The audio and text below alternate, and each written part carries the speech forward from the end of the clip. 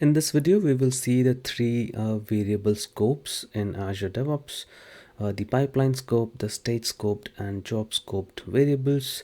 This is a simple YAML. We have declared two stages. We have declared a global variable or pipeline scoped variable. In stage one, we have declared a stage variable and also a job scoped variable.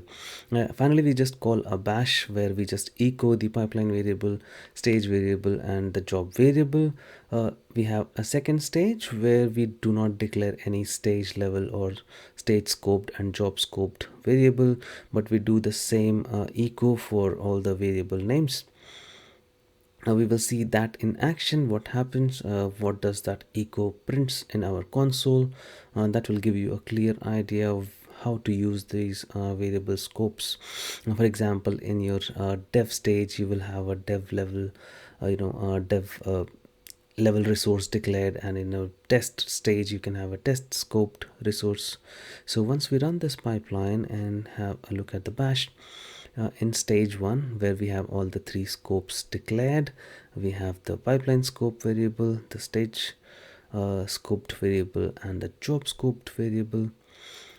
And let's quickly go and check our YAML.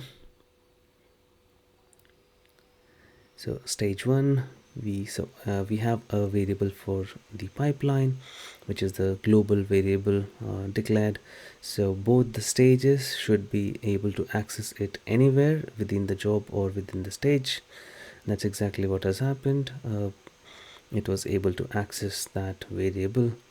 And in stage 2, because it's a global variable, it should also be able to access the pipeline variable or the global variable. Let's see, and if you see the stage 2, both the other two stage scoped and the job scope was not declared. That's why we got that error that it's not declared.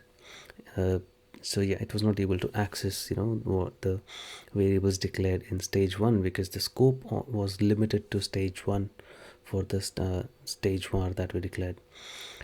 So what we will do now is we will declare a stage 2 var. It's just the name would be same. You can have whatever name, but what we are saying is it is limited to this stage var will be called within this stage 2. So once we commit and run the pipeline, in our second stage, now we should have the stage 2 scoped variable available. And let's quickly run this. On completion, in our stage 2, we should see the stage 2 scoped variable as well. You can see stage scoped added now. So it's not able to access the stage 1 scoped variable, but only the stage 2. Same as with job variable, if you declare it in stage 2, it should be able to access.